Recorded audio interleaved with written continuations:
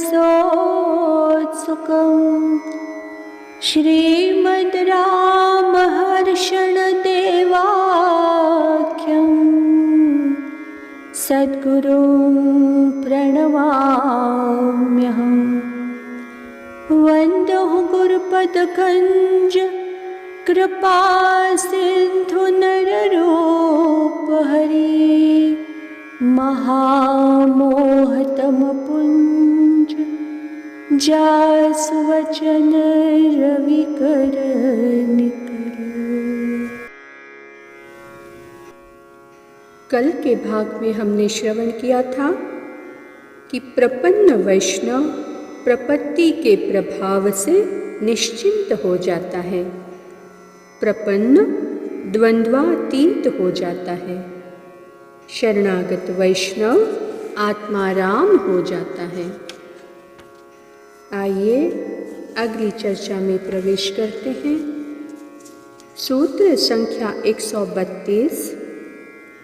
भगवती प्रेम लक्षणा भक्तिर्प्रजायते। भगवती प्रेम लक्षणा भक्तिर्प्रजायते। सूत्रार्थ: प्रपत्ति स्वरूप में स्थित होने से प्रपन्न के हृदय में प्रेम लक्षणा भक्ति उत्पन्न हो जाती है। प्रपत्ति स्वरूप में स्थित होने से प्रपन्न के हृदय में प्रेम लक्षणा भक्ति उत्पन्न हो जाती है।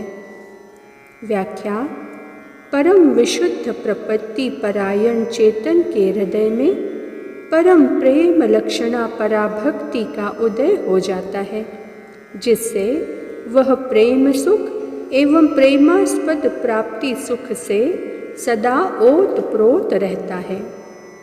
सर्वसमर्थ भगवान अपने शरण में आए हुए जीव को सर्वभावेन सुखी रखने का व्रत ले रखे हैं। इसलिए वह सभी परमार्थ प्रकारों के अनुभव से वंचित नहीं रहता। जैसे सर्वसमर्थ महाराजा की महारानी सर्व प्रकार के राज वैभवों के सुख समृद्धि की अनुभूति से अज्ञापित नहीं होती, वैसे ही प्रपन्न चेतन परमार्थ वस्तुओं के अनुभव से शून्य नहीं होता, क्योंकि सर्वसमर्थ परम प्रभु उसके शारण्य हैं। सूखी मीन जह नीर अगाधा जिमि हरि शरण न एक बाधा। सूत्र संख्या 133। स श्री स्वरूपो भवेत् जनः। स श्री स्वरूपो भवेत् जनः। सूत्रार्थ: प्रपत्ति स्वरूप में स्थित होकर प्रपन्न श्री स्वरूप हो जाता है। प्रपत्ति स्वरूप में स्थित होकर प्रपन्न श्री स्वरूप हो जाता है। व्याख्या: परब्रह्म पुरुषोत्तम भगवान श्री राम जी शरणागत चेतन को अपनी ओर आकर्षित एवं परमा प्रीति संयुक्त विचार कर स्वयं उसके बचे खुचे संस्कारों को समाप्त कर देते हैं तथा अपना परम भोग्य समझकर भोगने के लिए भोक्ता के आसन पर विराज जाते हैं और अनुभव कर करके परम सुखी होते हैं। यह चेतन श्री सीता जी के समान श्री राम जी के अनुभव के लिए योग्य है। अतएव श्री सीताराम जी की कृपा से छल छोड़कर तवास्मि कहते ही परम विशुद्धि प्रपत्ति कर्ता में तदर्हता आ जाती है। अनन्य शेषत्व, अनन्य भोगत्व, अनन्य रक्षत्व, तदेक निर्वाहकत्व, योग में आनंद और प्रभु वियोग में विकलता, ये 6 गुण आ जाने से चेतन श्री सीता जी के सदृश श्री राम जी के अनुभव का विषय बन जाता है। जैसे कोई मात्र खीर का ही भोजन करता है। दुग्ध, घी, चावल, शक्कर, मेवा, इलायची इत्यादि में किसी एक वस्तु से खीर नहीं बन सकती, किंतु सभी वस्तुओं के सम्मिश्रण से खीर बन जाने की योग्यता सब में विद्यमान है। अस्तु, खीर पाने का प्रेमी जब खीर पाना चाहता है तब तक वस्तुओं का एक साथ सविधि सम्मिश्रण करके सबको खीर के रूप में परिवर्तित कर देता है।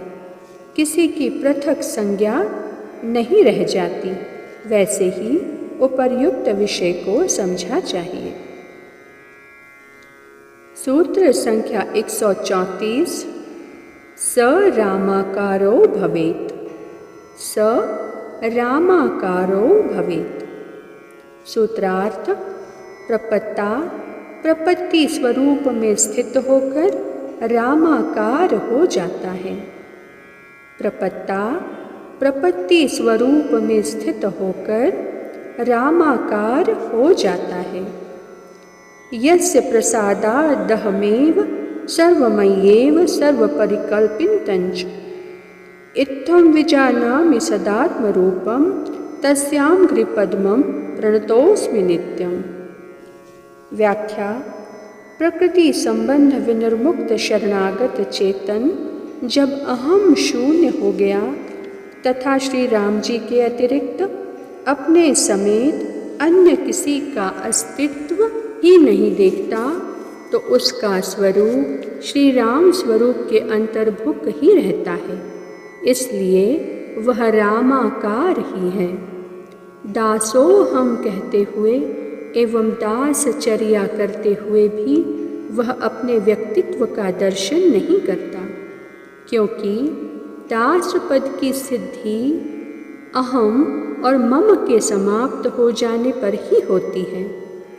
मिट्टी के बर्तन मिट्टी से कुछ पृथक आकार के दिखने पर भी मिट्टी के अतिरिक्त अन्य कुछ नहीं रहते हैं। देहाभिमान, स्वरूपाभिमान, उपायाभिमान, उपेयाभिमान, कर्तृत्वाभिमान, ज्ञातृत्वाभिमान और भोक्तृत्वाभिमान शून्य होने पर तत्वतः चेतन महाचेतन के आकार का ही हो जाता है। सच्चिदानंद घन दोनों का स्वरूप होने से तत्वतः दोनों अभेद रूप ही हैं। जैसे स्वर्ण और उसके अलंकार तत्वतः दोनों एक ही होते हैं। हाँ, स्वरूपतः एवं व्यवहार दशा में स्वभावतः दास और स्वामी उसी प्रकार रहते हैं जैसे अंग और अंगी अथवा स्वर्णालंकार और स्वर्ण मूर्ति। आज की चर्चा को वाणी यहीं विराम देती है। श्री सद्गुरुदेव भगवान की जय।